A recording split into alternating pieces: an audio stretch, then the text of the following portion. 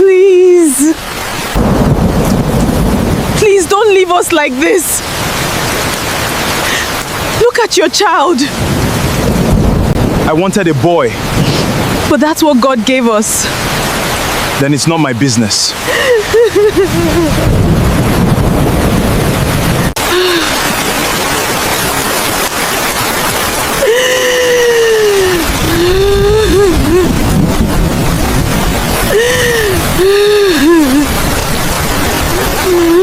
There are some stories that begin with betrayal, but this one began with love, real love, the kind of love that makes two people believe they have finally found the person they will grow old with. It was a warm evening in Lagos. Traffic was heavy, horns were everywhere, and the orange sunset was disappearing behind the city. But Naomi noticed none of it, because standing in front of her was Chidi, the man she had fallen in love with. His hands were trembling slightly as he held a small velvet box. He looked into her eyes and said, "Naomi, since the day I met you at my cousin's wedding, my life has made sense." He paused. Then he asked the question that would change both their lives. "Will you marry me?" Naomi didn't even let him finish. She said yes. 18 months later, they stood together beneath a beautiful white and gold wedding canopy in Enugu. Their family celebrated, people danced, people prayed, and Chidi's mother, Mama Ngozi, danced so hard that she tore her wrapper. She didn't even care. Naomi's father cried openly that day. He told everyone around him that his daughter had found a good man, a hard-working man, a respectful man, an ambitious man. And looking at Chidi beside his daughter, it was easy to believe him. Chidi had a small logistics business that was beginning to grow. Naomi was a primary school teacher who also tutored children on weekends. They weren't wealthy, but they were building a life together. And for the first few years, they were happy. There was only one thing missing: a child. 1 year passed, then another, then a third. Still nothing. Naomi prayed. She attended church vigils. She fasted. She tried the herbal mixtures relatives recommended. She did everything people told her to do. And through it all, Chidi never made her feel like she wasn't enough. At least, not then. But every Christmas, Mama Ngozi's questions became harder to ignore. When will you give us a grandchild? It sounded like a simple question, but Naomi felt its weight. She wanted a child too, more than anything. Then, during the rainy season of their 4th year, something changed. Naomi missed her period. At first, she was afraid to believe it, so she bought a pregnancy test, then another, then a third. 3 different tests, 3 faint pink lines. She was pregnant. When she showed Chidi, his reaction was everything she had dreamed it would be. He lifted her off the ground. He spun her around their little sitting room. Naomi laughed and begged him to put her down, and Chidi kept repeating, "A child. We are finally going to be parents." For the first few years of their home, it was filled with a different kind of happiness. They began preparing. They painted the second bedroom soft yellow. They imagined tiny clothes hanging inside the wardrobe. They imagined a child's laughter filling their home. They imagined the future. But there was something Naomi didn't know yet. Something that would eventually destroy everything. Chidi had already decided what he wanted: a son. He had already chosen his name, Chidera, after his late father. He spoke about the baby as though he already knew him. "My son, That was what he called the unborn child. In his prayers, in his jokes, in conversations with friends. But there was something strange. He never once talked about what he would name the baby if the baby was a girl. Naomi noticed. She noticed it the way you notice a dark cloud in an otherwise beautiful sky. But she dismissed it because she loved her husband and because she believed that whatever happened, they would face it together. She had no idea that the child growing inside her would soon expose a side of the man she loved she had never seen before. And when that day finally came, Naomi would discover that sometimes the person you trust with your whole heart can become the person who breaks it completely. Labor began on a humid Tuesday afternoon in August. Naomi's water broke while she was sitting at the dining table, grading exercise books. Within the hour, Chidi was driving through Lagos traffic with more urgency than she'd ever seen from him. One hand was on the steering wheel. The other reached back every few minutes to squeeze her knee. "You are strong," he kept telling her. "You will do this. We will do this." And Naomi believed him. At the hospital, Mama Ngozi arrived with Chidi's younger brother Peter and two of Naomi's closest friends from church. The waiting room slowly filled with nervous excitement. Someone brought suya, someone played worship songs quietly, and Mama Ngozi paced back and forth, praying under her breath. She wasn't praying for just any child. She was praying for a grandson, a boy who would carry her husband's name, a boy who would continue the family line. Inside the delivery room, Naomi labored for 11 long hours. 11 hours of pain, 11 hours of exhaustion, 11 hours of fighting to bring the child she had waited 4 years to meet into the world. And then, the baby's first cry filled the room. Naomi broke down in tears, not from pain anymore, from relief, from happiness, from the overwhelming feeling that after everything she had endured, she was finally a mother. The nurse cleaned the baby, wrapped her in a soft white blanket, and gently placed her on her chest. "Congratulations, madam. You have a beautiful baby girl." For one perfect moment, Naomi felt nothing but love. She looked down at her tiny daughter, those little fingers, that tiny face, and something inside Naomi simply knew, "I will protect you." Then she looked toward the door. "Chidi." Her voice was soft. "Come and hold her." Slowly, Chidi didn't move. He had been standing near the door, and now he was staring at the baby.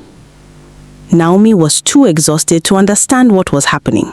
She was still smiling, still holding their daughter, still believing that the man who had promised to love her forever was about to come closer and meet his child. Instead, Chidi's face changed. The warmth disappeared. The smile disappeared. And finally, he spoke. "A girl." 2 words. Cold. Empty. Naomi looked at him confused. "Yes," she said, "our daughter." But Chidi didn't smile. He didn't reach for the baby. He simply stared at her. And somewhere in that hospital room, Naomi began to realize that something had gone terribly wrong. Outside, the family had already heard the news. Mama Ngozi entered the room. She looked at the baby, then at Naomi, and her face fell. "A girl?" The nurse nodded. "Yes, Mama, a healthy baby girl. 7 pounds, perfectly healthy, perfectly innocent." But Chidi walked to the window, his back turned toward his wife, his shoulders stiff, his jaw clenched. Naomi looked at him, still holding their newborn daughter. Then she whispered, "Chidi." He didn't answer. She tried again. "Come and hold her." Slowly, Chidi turned around, and Naomi saw something in his eyes that frightened her, because the man walking back toward her was no longer the same man who had driven her to the hospital that morning. I needed a son. Chidi said it quietly at first. His voice was low, almost a whisper, as though he were speaking to himself and had simply forgotten there was anyone else in the room. Naomi looked at him, still holding their newborn daughter against her chest. Chidi, I needed a son, Naomi. This time, his voice was louder. The nurse froze near the door. Mama Ngozi stood silently behind him. Naomi stared at her husband, unable to understand what she was hearing. Only hours earlier, Chidi had been driving her through Lagos traffic, reaching back every few minutes to squeeze her knee. You are strong, he had told her. You will do this. We will do this.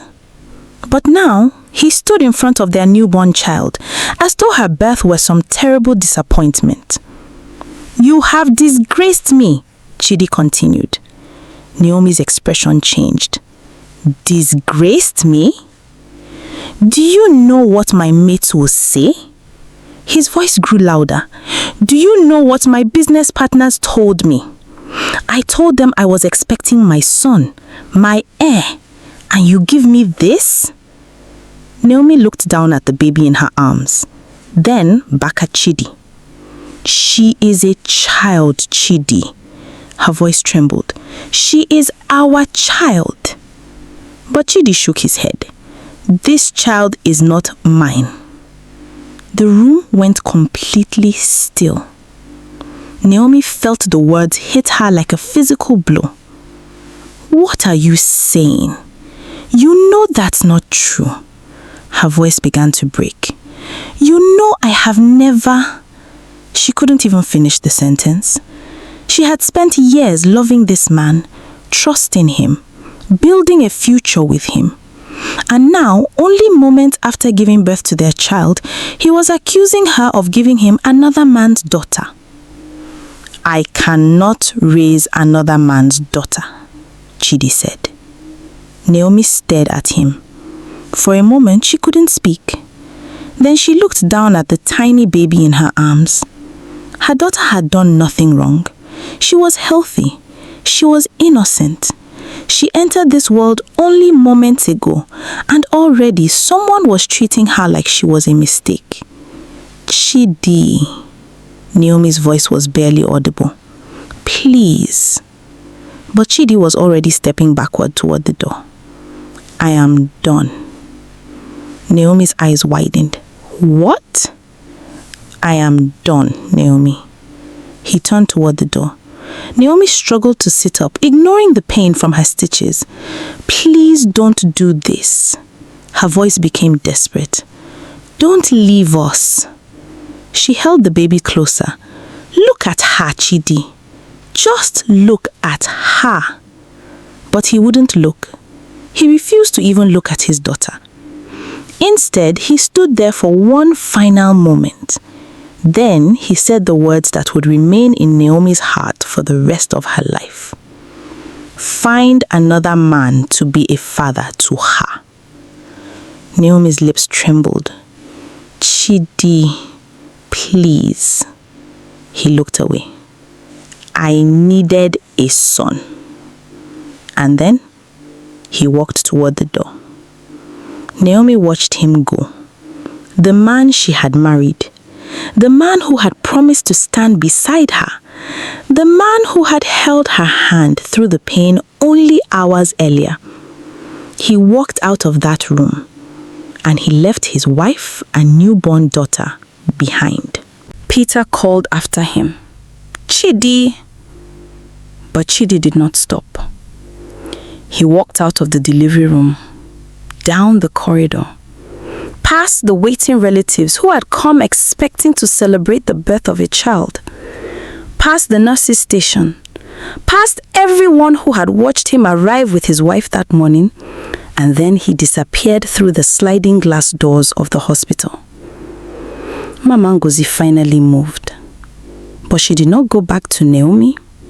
She hurried after her son, not to stop him, Not to defend the woman he had just abandoned, but to accompany him. And just like that, no one stayed behind. Naomi sat alone in the hospital bed. Her newborn daughter was still cradled against her chest. The room was painfully quiet. Only moments earlier, she had believed she had finally found the family she had spent 4 years waiting for. Now, she was alone. Naomi looked down at her daughter, and she began to cry. Not the quiet tears of a disappointed woman, not the tears of someone grieving a marriage. She cried with the kind of pain that comes when the entire future you believed in suddenly disappears. She had trusted Chidi. She had loved him. She had built her life around him. And in the space of a few minutes, he had made her feel as though everything they had shared meant nothing. The hospital staff tried to comfort her, but there was only so much they could do. The hospital could not keep her indefinitely without payment, and Chidi was not coming back. Naomi called him again and again, but there was no answer. No husband, no family, no one coming to settle the hospital bill. 2 days later, Naomi had no choice. She borrowed money from a nurse named Elizabeth, a woman who had grown fond of her and refused to watch her suffer alone. Naomi gathered the few things she had. Then she wrapped her newborn daughter against her chest with a faded piece of Ankara cloth. And slowly, she walked toward the same hospital doors Chidi had walked through 2 days earlier. Only this time, Naomi was the one leaving. And she was leaving with nothing except the daughter he had rejected. Naomi named her daughter Chiamaka. God is beautiful. It was the name she chose because even in the middle of everything that had been taken from her, Naomi refused to let bitterness become her daughter's inheritance. She looked down at the tiny face sleeping against her chest. Chiamaka had no idea what had happened. She didn't know that her father had rejected her before he had even held her. She didn't know that the man who was supposed to protect her had walked away because she was born a girl. All she knew was the warmth of her mother's arms, and Naomi made a promise. Whatever happened, she would protect her. The first months were the hardest of Naomi's life. Her own parents back in Enugu offered to take her in, but pride, uncertainty, and the small hope that Chidi might still come to his senses kept her in Lagos. She moved into a single room in Ajegunle. The room was small, the bathroom was shared with 6 other tenants, and the little money Naomi had saved was disappearing quickly. She found part-time work at a struggling private school. The pay was barely enough, but she had a baby to feed. Chiamaka cried through the humid nights. Naomi sang to her anyway. Old church songs her own mother had once sung, half-remembered lullabies. Sometimes, Naomi didn't even know the words. She simply sang until her daughter fell asleep. And when morning came, Naomi went out to work. She sold akara by the roadside before school hours just to make a little extra money. She learned how to stretch a single tuber of yam across 4 days. She learned which neighbors would lend her money without judging her, and which ones would remind her that she was the woman whose husband had run away because she gave him a girl. That sentence followed Naomi everywhere. In the market, in church, even among people who pretended to feel sorry for her. But every night, when the world became quiet and Chiamaka slept beside her, Naomi looked at her daughter's little face and remembered the promise she had made. I will protect you. Whatever it cost her, she would keep that promise. By the time Chiamaka was 3, Naomi had saved enough money through relentless work and ruthless discipline to move them both into a slightly better room in Surulere. It wasn't much, but to Naomi, it felt like progress. She refused to remain where Chidi had left her. She took a bookkeeping course on weekends, taught by a retired accountant who ran classes out of his garage for a fraction of the usual cost. She studied whenever she could. After work, late at night, sometimes while Chiamaka slept beside her. Naomi was exhausted, but she kept going. And slowly, her life began to change. By the time Chiamaka was 6, Naomi had left teaching and secured a junior accounting position in a textile company. For the first time in years, she could afford proper meals without counting every naira twice. But Chiamaka had already learned something important from watching her mother. She had watched Naomi's hands cracked from washing, hands calloused from carrying, hands that counted money that was never quite enough and somehow always stretched far enough. Chiamaka grew up understanding that her father was not part of their story, but Naomi never allowed her daughter to believe that his absence was her fault. "You are not a mistake," Naomi would tell her while tucking her into bed. "You are not a consolation prize." Then she would gently touch her daughter's face. "You are the reason I found out how strong I actually am." Chiamaka believed her. And somewhere inside that little girl, something began to grow. A determination. A quiet promise of her own. She wanted to become someone worthy of everything her mother had sacrificed. While Naomi was rebuilding their lives, Chidi's life was moving in a very different direction. For the first year after leaving the hospital, pride sustained him. He told himself he had made the right decision. He convinced himself that a man should not be expected to raise a child who in some irrational way felt like evidence of his own failure. His mother agreed with him, loudly, often. And his business partners, uncomfortable with what had happened, said nothing. But pride is an expensive thing to maintain, and pride does not pay bills. Within 2 years, Chidi's logistics business began to struggle. The business had always depended more on Naomi's quiet bookkeeping and steady presence than he had ever admitted. Now she was gone. Chidi had never learned to manage the books the way she did. He hired an accountant who overcharged him and underdelivered. Contracts began slipping away. Competitors moved ahead. And Chidi, increasingly bitter and difficult to work with, became a man people no longer wanted to do business with. The life he thought he was protecting was slowly falling apart. And he still didn't realize that the greatest loss of his life wasn't his business. It was the family he had walked away from. Chidi married again 2 years after leaving Naomi. Her name was Diane. She had been introduced to him through his mother's church network, and her family was considered respectable. But there was another reason Chidi had chosen her. Her family confidently believed they came from strong stock that produced sons. Chidi believed that this time things would be different. But they weren't. Their first child was a girl. Chidi was older now and more careful about what he said in public. He didn't repeat the scene from Naomi's hospital room. He didn't shout. He didn't walk out. But the coldness with which he treated his daughter told Diane everything she needed to know about the man she had married.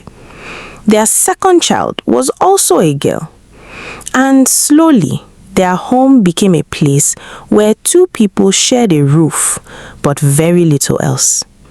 Then Diane became pregnant for the 3rd time, and this pregnancy ended in miscarriage. That loss changed something. Not because Chidi became a better man, but because for the first time, he was forced to confront a question he had spent years avoiding. Sitting in a doctor's office after Diane's pregnancy loss, Chidi listened as the doctor reviewed their medical file. Then the doctor looked directly at him. "Mr. Okafor, I want to reassure you both. The sex of a baby is determined by the father's chromosomal contribution." Chidi went completely still. The doctor continued gently. "It's not something your wife controls, biologically speaking. If you are hoping for a son in the future, that outcome depends on factors from your side, not hers." Chidi barely heard the rest, because suddenly he was back in that hospital room 32 years earlier. He could see Naomi's face.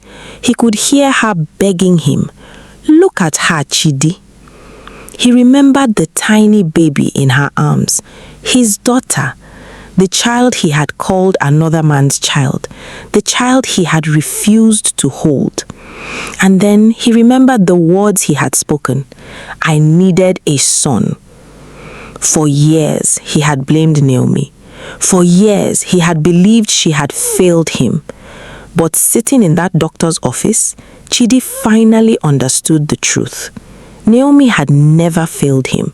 She had given him a healthy child, a daughter, and he had destroyed his own family because of his ignorance. He didn't tell Diane what was going through his mind.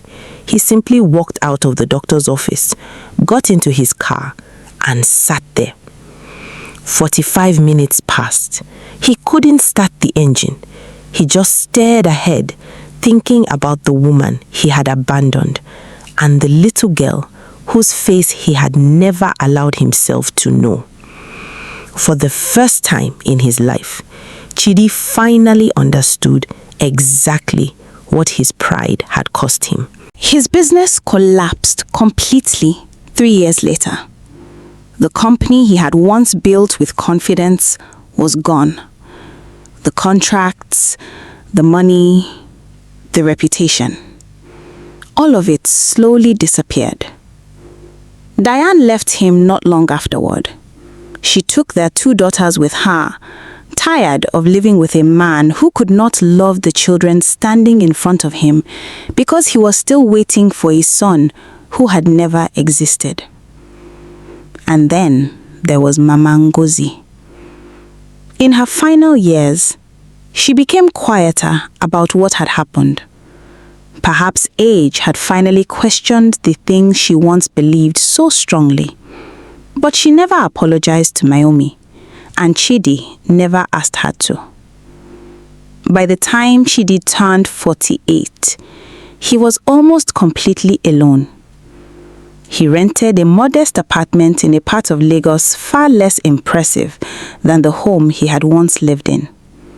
He worked as a logistics coordinator for a company he no longer owned any part of. The man who had once imagined himself as a successful businessman with a son carrying his name was now simply trying to get through his days. But there was something money could not erase: guilt. For years, Chidi carried it silently. He never told another living soul what he was thinking. He never spoke openly about Naomi, or Chiamaka, or that hospital room. But somewhere inside him remained the image of a woman lying exhausted in a hospital bed, holding the daughter he had refused to hold. And the older he became, the heavier that memory felt. While Chidi's world quietly contracted, Chiamaka's world was expanding. From her earliest years in school, she was the kind of student teachers remembered. Not because everything came easily to her, but because she worked with an intensity that seemed almost unusual for someone so young. She understood even as a child, that her mother's sacrifices had purchased opportunities for her, and she refused to waste them. She topped her class through primary school. She earned a scholarship to a respected secondary school in Lagos, and she threw herself into science subjects with remarkable discipline. Naomi worked 2 jobs during those years to cover the expenses the scholarship could not. Chiamaka knew her mother was sacrificing, and she made a private promise. She would make it worth something. Then came the letter that changed everything. Chiamaka had been admitted to study medicine at the University of Lagos. Naomi held the admission letter in her hands and cried. Not because she was sad, but because every difficult night suddenly felt worth surviving. The baby that Chidi had rejected was becoming the woman he would one day wish he had known. Medical school was brutal. Chiamaka worked nights as a laboratory assistant to help cover the costs that her mother's salary and partial scholarship couldn't fully handle. She slept less than she should have. She studied when she was exhausted. And there were days when she wondered if she could keep going. In her 3rd year, she failed an anatomy examination. For 20 minutes, she sat inside a bathroom stall and cried. She wanted to give up. But then she remembered her mother, the woman who had walked through exhaustion, the woman who had sold akara before school, the woman who had stretched a single tuber of yam across 4 days, the woman who never once made Chiamaka feel like a burden. So she wiped her tears, she went back, and 2 months later, she retook the examination with a nearly perfect score. Chiamaka graduated in the top 5 of her class. Then she made another decision. She would specialize in pediatric medicine. She never fully explained the choice to anyone, but Naomi understood. Chiamaka wanted to care for children who had no control over the circumstances of their birth. Children who had no say in whether the adults around them chose love or cruelty. She wanted every child who came into her care to feel valued exactly as they were. Years passed, and the little girl who had once been rejected in a hospital room became Dr. Chiamaka Nwosu. At 18, she had made a private decision. She would carry her mother's surname. Not because she hated her father, but because Naomi was the woman who raised her. The woman who stayed. The woman who sacrificed everything. By the time Chiamaka was 32, she was running a well-respected pediatric clinic in Lekki.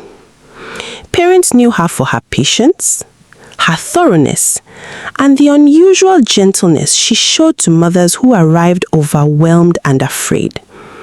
She never told them her own story. She didn't need to. Something in the way she held her hands, something in the way she told them, "You are doing enough," made it clear that she understood their pain more deeply than most people ever could. And every morning, Naomi watched her daughter's clinic fill with grateful patients. She looked at the woman Chiamaka had become and felt something settle inside her chest. It wasn't revenge.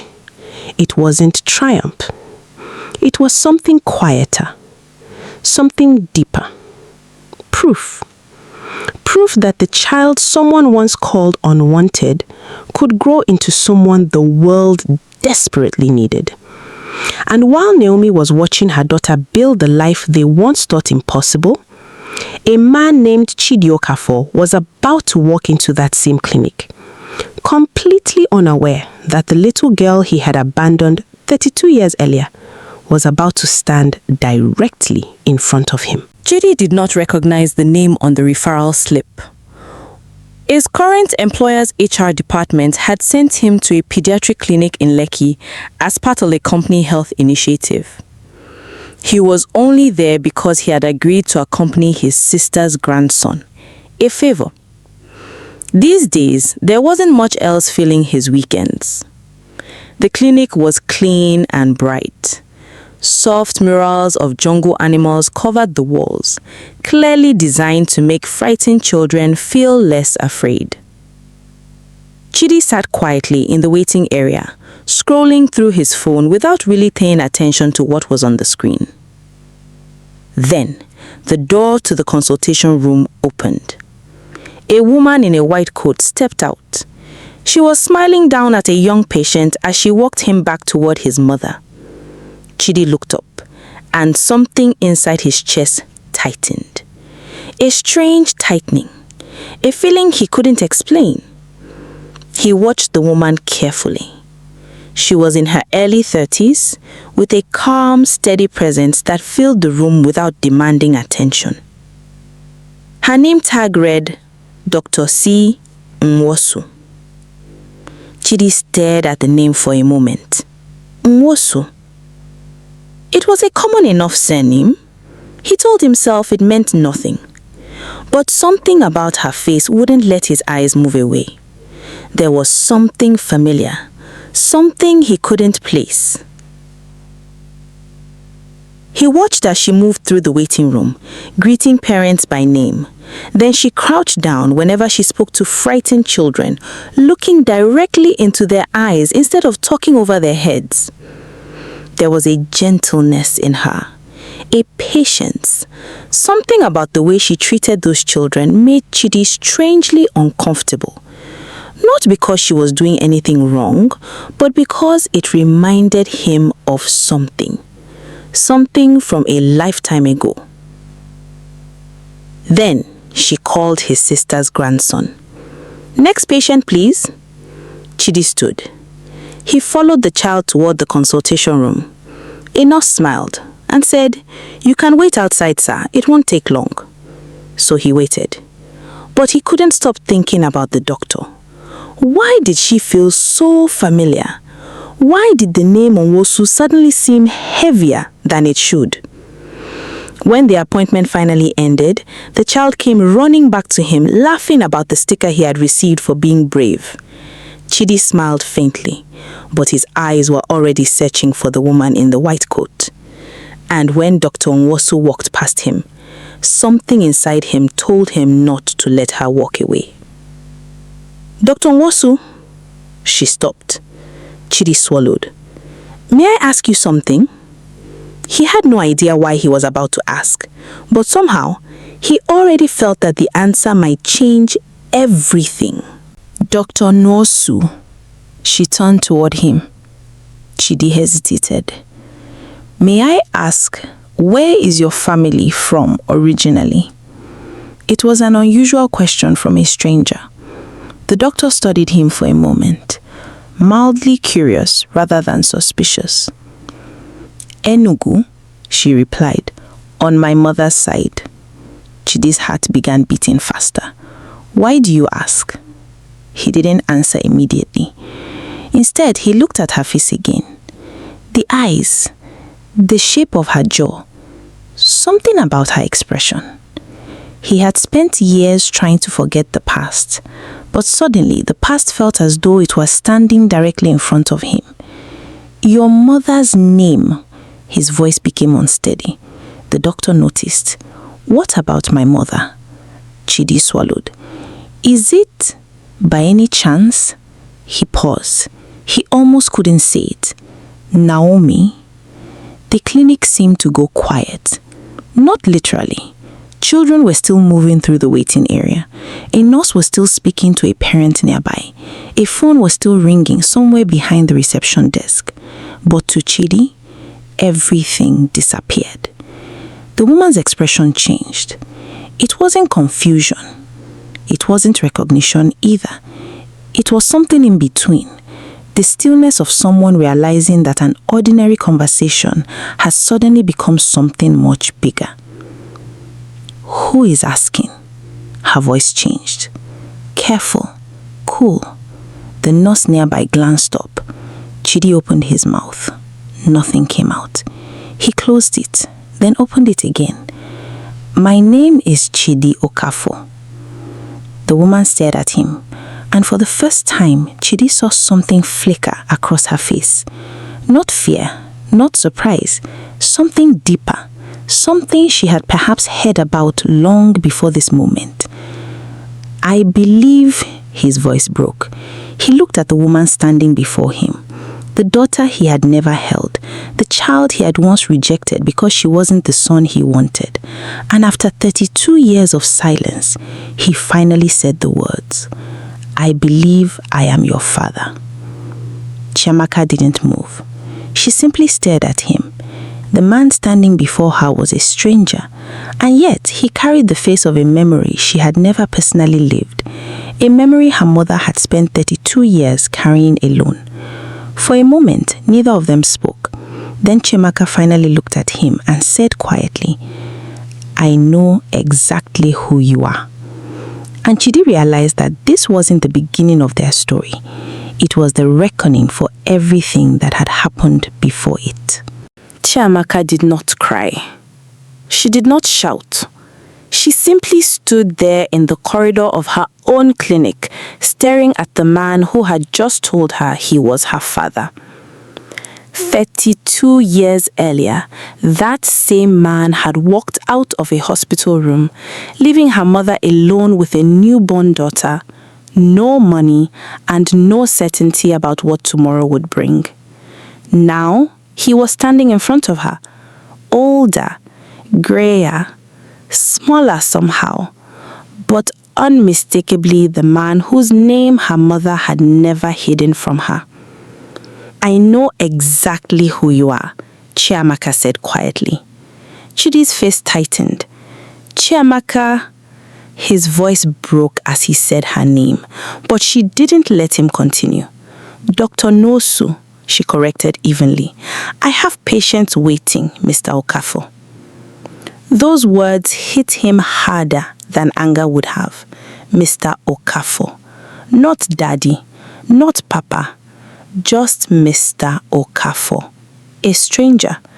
And perhaps that was exactly what he had earned. Chidi looked down for a moment. "I found out years ago," his voice was barely above a whisper, "from a doctor." He took a breath. "I learned that the sex of a child comes from the father." Chiamaka remained silent. "I destroyed my family over something I didn't even understand." His eyes were beginning to fill with tears. "I have thought about that hospital room every single day since I learned the truth."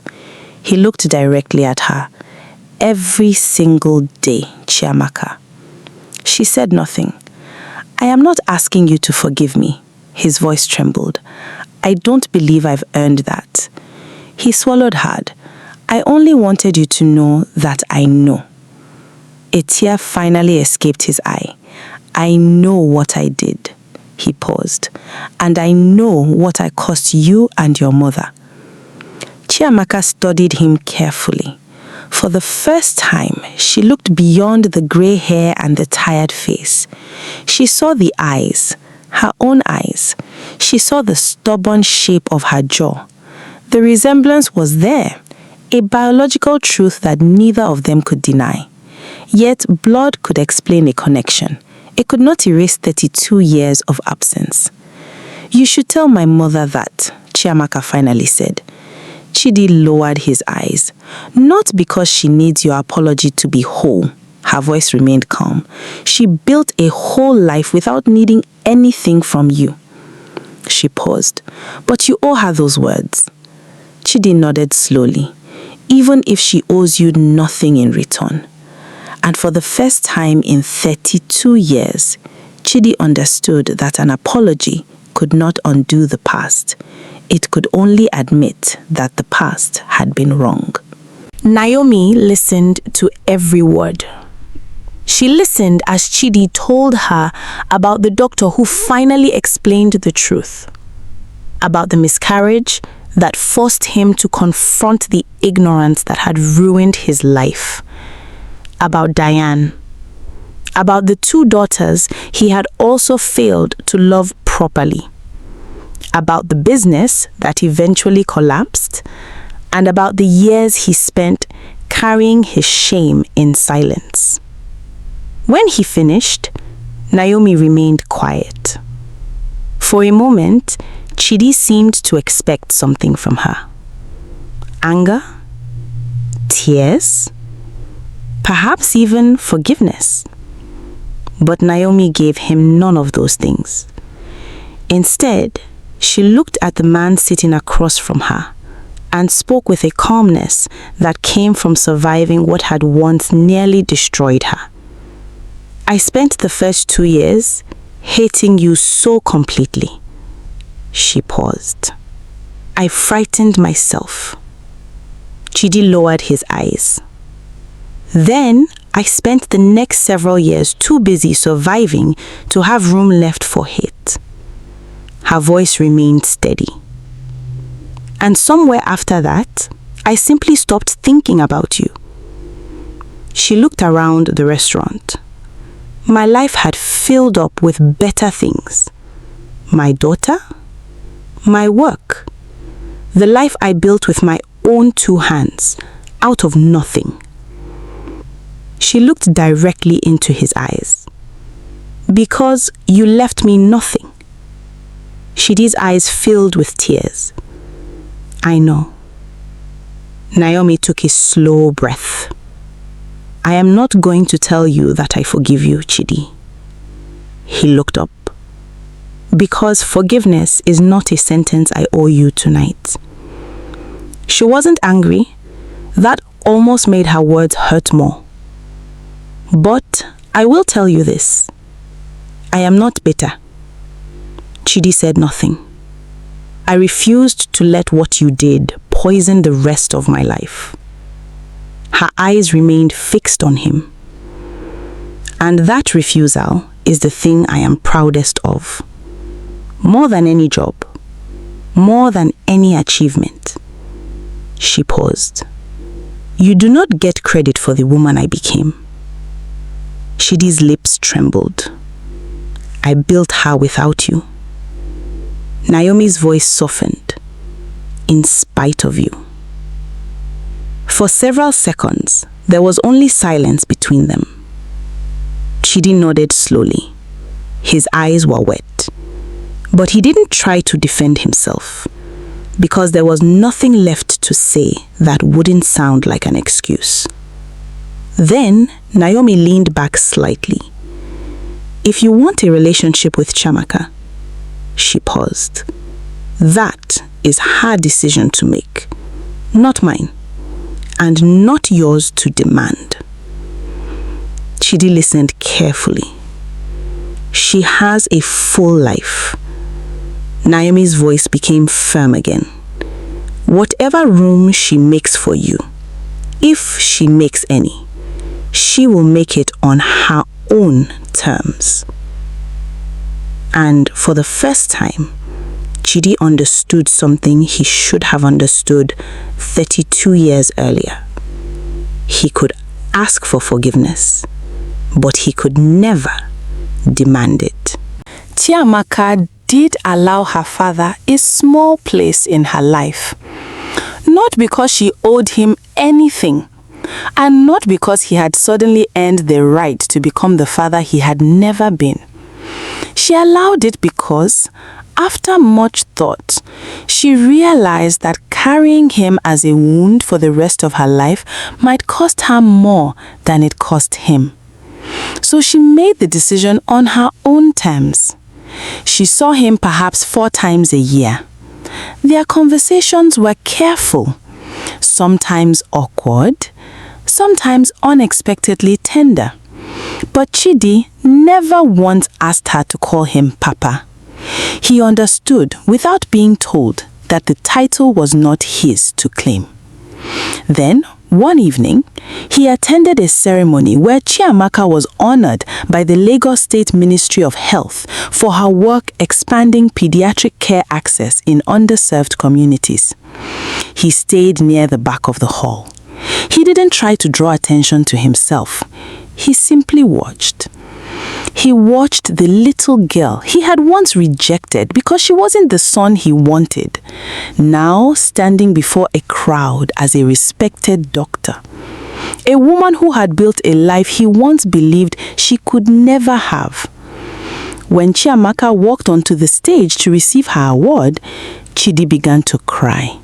He didn't hide it, because for the first time, he understood exactly what he had almost destroyed. Naomi sat in the front row that evening. She wore a deep blue gilly that caught the light. And when Chiamaka looked across the crowded hall and found her mother's eyes, she paused. Then she lifted the microphone. "This work is dedicated to my mother, Naomi Nwosu." The hall became quiet. "She taught me, before I could even understand the lesson, that a child's worth is not determined by anyone's expectations, disappointments, or outdated beliefs." Her voice remained steady. "It is determined by the love that raises them." Naomi's eyes filled with tears. "I am who I am because a woman refused to let the world convince her that she and her daughter were worth less than they were." The hall rose in applause. Chidi watched his daughter standing beneath the lights, and Naomi smiled through her tears. She had spent years being told that having a daughter was somehow a failure. But that daughter had become her greatest proof. Proof that love could survive abandonment. Proof that a child could rise above the rejection of a parent. And proof that one woman's determination could change the entire story. Naomi had done all the crying this story required of her decades earlier, in a hospital bed, holding a newborn daughter she had promised without words to protect. And she had kept every part of that promise.